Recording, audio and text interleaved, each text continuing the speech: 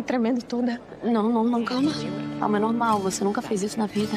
É a sua primeira vez desfilando.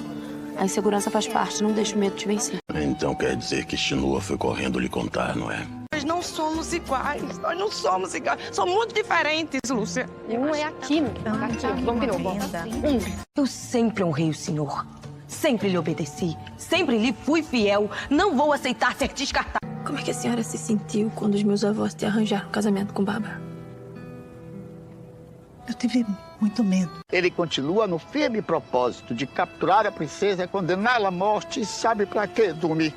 Pra lavar a sua honra. Suficiente de que não tem capacidade e nem competência para ser rainha. Os cangaceiros que estão a rondar a cidade atrás de tal carrapeta. A missa estava vazia. Preguei para as paredes. Minha filha, não, de jeito maneira. Eu não quero parecer desleixada. Lúcia, eu posso até perder meu marido. Por mais amor que a princesa tenha por você, Dumi, o que ela sonha mesmo é ser a rainha de Batanga. Você já imaginou um desfile preparado durante meses se transformar em questão de minutos no cenário de uma das maiores tragédias da cidade? Pois é exatamente isso que acontece quando Lúcia, que acredita que finalmente verá seu sonho se tornar realidade, sem imaginar que Belarmino já está a caminho de Barro Preto, decidido a espalhar medo e destruição por onde passar. O que deveria ser uma noite inesquecível de beleza, esperança e superação, acaba se tornando o início de uma batalha que colocará a vida de muitas pessoas em risco e mudará para sempre o destino de quem luta pela justiça. Enquanto o desfile encanta o público no Grêmio Recreativo Belarmino, atravessa as ruas da cidade acompanhado de seus homens armados. Seu único objetivo é encontrar Carrapato, mas a incrível semelhança entre Carrapato e o Padre Viriato provoca uma confusão extremamente perigosa. Assim que vê o religioso, o criminoso ordena que seus homens o capturem imediatamente, mesmo tentando explicar que é apenas o padre e que Carrapato é seu irmão gêmeo. Viriato percebe rapidamente que suas palavras não têm qualquer efeito diante da crueldade daquele homem. Belarmino não demonstra a menor intenção de ouvir a verdade e deixa claro que fará qualquer coisa para encontrar seu inimigo, mesmo que precise transformar Barro Preto em um verdadeiro campo de guerra. Enquanto isso, completamente alheia ao perigo que já se aproxima, Virgínia desfila diante de uma plateia encantada. Vestindo uma criação impecável de Lúcia, confeccionada em crochê azul royal com acabamento refinado, ela recebe aplausos calorosos e acredita que finalmente conquistará de todas a admiração que sempre desejou. Porém, essa falsa sensação de vitória dura apenas alguns instantes. De repente, a dona invade o evento completamente desesperado. Sem conseguir esconder o nervosismo, sobe imediatamente na passarela e anuncia diante de todos que Belarmino e seus homens já entraram na cidade. O silêncio toma conta do ambiente por poucos segundos, mas logo é substituído por uma onda de desespero. Mulheres abandonam seus lugares, famílias tentam proteger as crianças e os convidados correm sem saber para onde fugir. O glamour desaparece instantaneamente, dando lugar ao medo absoluto. Lúcia procura desesperadamente por sua família até encontrar Tom, que rapidamente explica que todos estão protegidos nos camarins. O alívio dura muito pouco porque outro pensamento invade imediatamente sua mente. O ateliê. Todo o trabalho de uma vida permanece desprotegido. Máquinas, tecidos raríssimos e vestidos confeccionados durante meses podem desaparecer em poucos minutos. Sem perder tempo, Tom segura sua mão e toma uma decisão. Vamos juntos. Ainda podemos chegar antes deles. Os dois deixam o Grêmio correndo enquanto observam moradores tentando proteger suas lojas comerciantes, escondendo mercadorias e famílias inteiras fechando portas e janelas na esperança de escapar da violência que se aproxima. Ao mesmo tempo, em outro ponto da cidade, Salma, Fuad, Miguel e Fátima tentam transformar uma pequena mercearia em um abrigo improvisado. Eles empilham caixas móveis e prateleiras para bloquear a entrada, acreditando que conseguirão impedir a invasão dos cangaceiros. No entanto, um pequeno detalhe muda completamente o rumo da situação. Uma das janelas permanece aberta e desprotegida. Poucos segundos depois, um estrondo quebra o silêncio. Os vidros explodem e Jiboia invade o estabelecimento com um sorriso cruel no rosto. Miguel tenta negociar para proteger sua família, oferecendo dinheiro e mercadorias, mas o criminoso apenas ri da proposta e exige que encham seu cavalo com alimentos enquanto mantém todos sob ameaça constante. Como se o terror já não fosse suficiente, Fátima começa a passar mal. Seu corpo perde as forças e ela desmaia diante dos olhos da filha. Salma entra em completo desespero, implorando por ajuda, mas Jiboia demonstra total frieza e responde que a vida dela não tem qualquer importância. Diante da ameaça, Fuad e Miguel não têm alternativa além de obedecer às ordens do criminoso, enquanto Salma permanece abraçada à mãe, rezando silenciosamente para que ela resista. Enquanto isso, Lúcia e Tom finalmente chegam ao ateliê, mas o que encontram diante deles supera qualquer pesadelo que poderiam imaginar.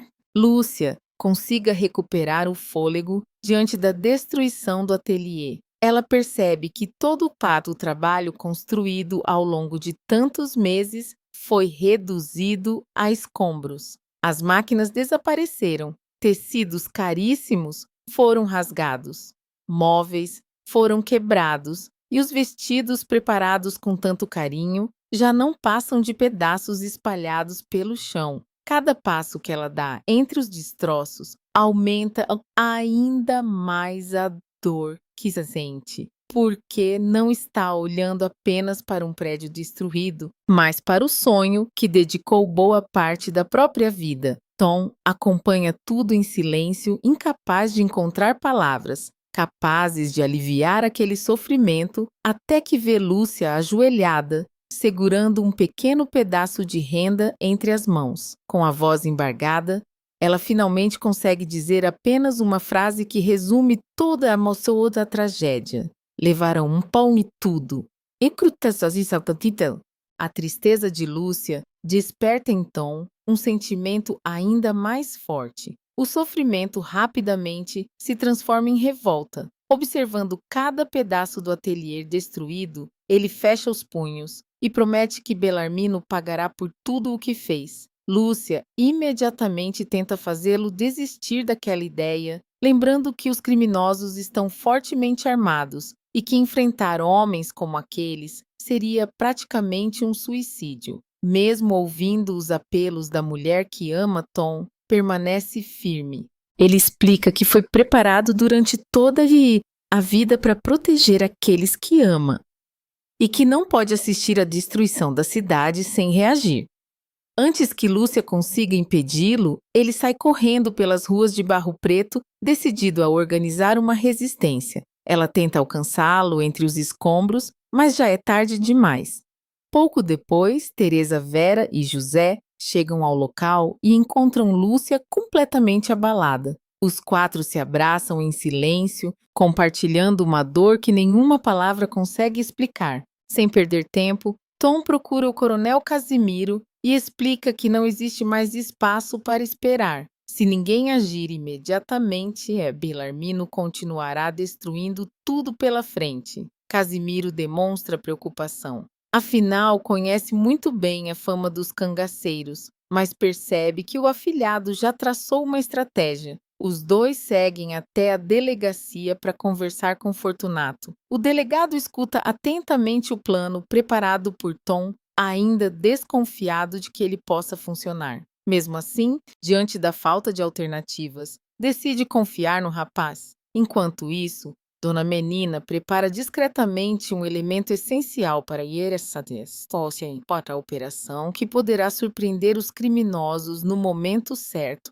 Ao mesmo tempo, Padre Viriato continua preso pelos homens de Belarmino. Apesar de repetir inúmeras vezes que não é carrapato, ninguém acredita em suas palavras. A situação muda quando Montanha chega trazendo Geralda como prisioneira. Assim que vê o padre, ela imediatamente revela que aquele homem realmente é Viriato e que Carrapato é seu irmão gêmeo. A revelação faz Belarmino finalmente compreender o enorme engano que cometeu, mas também lhe entrega uma informação ainda mais importante. Geralda comenta que Carrapato esteve escondido na igreja detalhe suficiente para fazer o criminoso decidir seu próximo alvo. Sem demonstrar qualquer respeito pelo lugar sagrado, Belarmino ordena que todos os homens se preparem para invadir a igreja imediatamente. Padre Viriato tenta impedir aquela profanação, mas suas palavras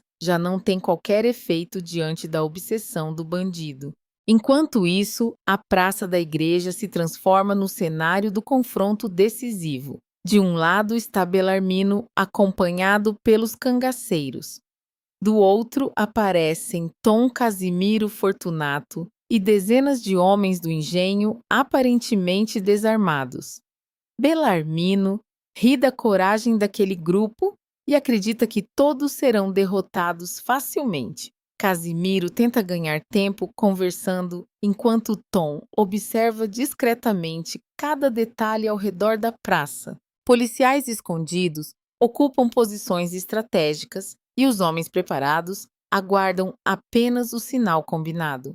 Tudo parece seguir exatamente como planejado, até que Tom percebe Lúcia observando tudo à distância. O coração dele dispara. Um simples gesto com a cabeça tenta tranquilizá-la, mas Belarmino percebe aquele movimento estranho. Seu instinto imediatamente entende que existe alguma armadilha preparada contra o bando. Antes que consiga ordenar a retirada, Tom grita o sinal combinado. No mesmo instante, dezenas de pequenos dardos são lançados através de longos bambus escondidos entre os moradores. A mistura preparada por Dona Menina começa a agir quase imediatamente. Um após o outro, os cangaceiros perdem as forças e caem desacordados no chão, sem entender o que aconteceu. Pela primeira vez, Belarmino percebe que foi derrotado pela inteligência dos moradores de Barro Preto. Consumido pela fúria, ele reage no último segundo. Um disparo rompe o silêncio da praça e o estampido faz toda a cidade estremecer. Lúcia corre desesperada ao perceber Tom caído no chão. Entre lágrimas, ela se ajoelha ao lado dele, implorando para que permaneça acordado. Com enorme dificuldade, Tom ainda encontra forças para abrir um pequeno sorriso e sussurrar que Dona Menina conseguiu salvar a cidade. Pouco depois, José e outros moradores o levam rapidamente para o consultório de Onildo, enquanto Belarmino e os poucos homens que ainda permanecem conscientes finalmente são cercados pelos policiais. No consultório, o clima continua tenso. Caetana mal consegue conter o choro ao ver o filho desacordado. Dona Menina, porém, mantém a serenidade. Ela retira de sua bolsa antigas ervas medicinais guardadas por sua família durante gerações e prepara cuidadosamente uma infusão especial. Lúcia acompanha cada movimento e, quando a bebida fica pronta, é ela mesma quem aproxima o remédio dos lábios de Tom. Os segundos parecem intermináveis até que ele finalmente consegue engolir o líquido. O silêncio domina completamente o ambiente. Algum tempo depois, Tom abre lentamente os olhos. A primeira pessoa que enxerga é justamente Lúcia.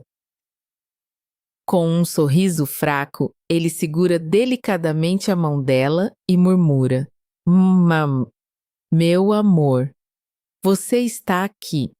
As lágrimas de Lúcia agora são de alívio. Caetana abraça Dona Menina, emocionada, agradecendo por ver o filho vivo, enquanto todos celebram o fim daquele pesadelo. A única pessoa incapaz de compartilhar daquela felicidade é Mirinho, observando o Iguaçói Fogal cada vez mais unido. Ele percebe que todos os seus planos fracassaram. O ódio cresce silenciosamente dentro dele, enquanto entende que depois de tudo o que aconteceu, separar Tom e Lúcia será ainda mais difícil. Se você gostou dessa emocionante reviravolta, deixe seu like, inscreva-se no canal e compartilhe este vídeo. No próximo episódio, veremos quais serão as consequências da derrota de Belarmino, como Lúcia tentará reconstruir o ateliê destruído e quais novos planos Mirinho colocará em prática para tentar destruir a felicidade do casal.